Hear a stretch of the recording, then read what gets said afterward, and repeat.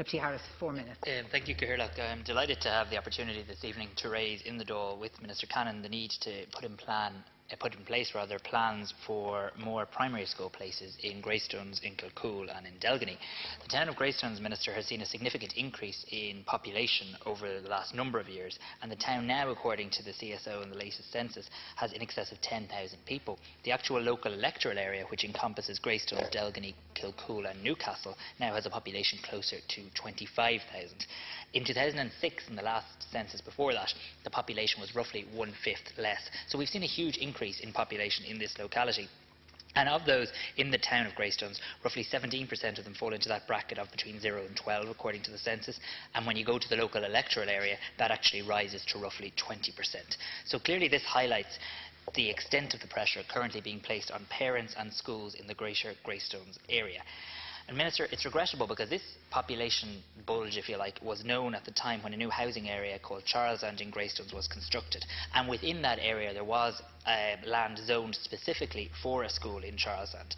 And it baffles me to this day why that school didn't come as a condition of planning, but it didn't, and the school is still badly needed. And as a result of the lack of that school, I believe there's a huge pressure being put on our existing schools. And I've been contacted and inundated with calls and emails from parents, concerned parents, and indeed teachers in the Greystones and wider area who are very concerned about this difficulty. And I think that view was really summed up in the words of one parent who said to me, "The problem seems to be bigger than I can tackle, and I'm at a loss as to what to do. I'm getting little or no constructive advice to secure a place or a solution to this problem in Greystones." And Minister, there are solutions. There are solutions within our existing school infrastructure, and there are solutions on a more longer term. But I think I have two questions, I suppose, this evening that I wish to put to the Minister. The first is a short-term one, and the second is a more medium-term. What are we going to do to ensure that we can meet the demand for every local school child or child of school-going age in Greystones, Delgany or Kilcoole for this coming September? And then, Minister, the second issue, going forward, what are we going to do on a longer term, on a more medium term? We cannot run our schools in Greystones, Kilcoole and Delgany on a September-to-September basis. It's not fair on principals, it's not fair on schools, it's not fair on boards of management, and it's most certainly not fair on parents and their young children waiting for school places. So there are a number of options: extensions, land acquisition, a new school. And Minister, I hope tonight we can begin the dialogue on how to address that. Thank you. Deputy Harris will be aware in June of 2011 the Minister announced that 20 new primary and 20 new post-primary schools are to be established up to 2016 across a number of locations to cater for our increased pupil numbers. And while Greystones and Kilcoole were not one of the areas identified as requiring a new school in that period, it should be noted that in September of 2008 two new schools opened in Greystones, Gael na Clochaliha and Greystones Educate Together. And both of these schools are on the same campus, and accommodation is being provided under my department's rapid delivery programme for 2013 as follows. The Greystones ET in new 16-classroom school is being provided and is currently at tender planning permission stage, and subject to statutory approvals and no issues arising, the indicative date for delivery of those classrooms is September of 2013. Gael na Clochaliha is an 8-classroom school and will take over the 8-classroom building currently occupied by Greystones Educate Together, providing them with overall accommodation of 16 classrooms. The overall additionality to be provided on this campus is 15 classrooms. The project at Kilcoole Primary School represents the amalgamation of the former St Anthony's Boys and St Bridget Girls School. It is currently a 16-classroom facility. The junior classes are currently accommodated in St Bridget's building, and the senior classes are located in St Anthony's building. This project is on the 2015-2016 programme to proceed to tender and construction. The proposal is to extend each building and provide 4 additional classrooms with associated ancillary accommodation to each, which will increase from currently 8 classrooms to 12 in each building. The process to appoint a design team for this project has recently commenced, with invitation to tender letters being issued to the consultants on the DOES Large Schools Framework. In relation to the Greystones Kilcoole area, officials in my department met last month with a delegation of principals from Greystones in an effort to ensure that any additional needs for September 2013 are fully catered for.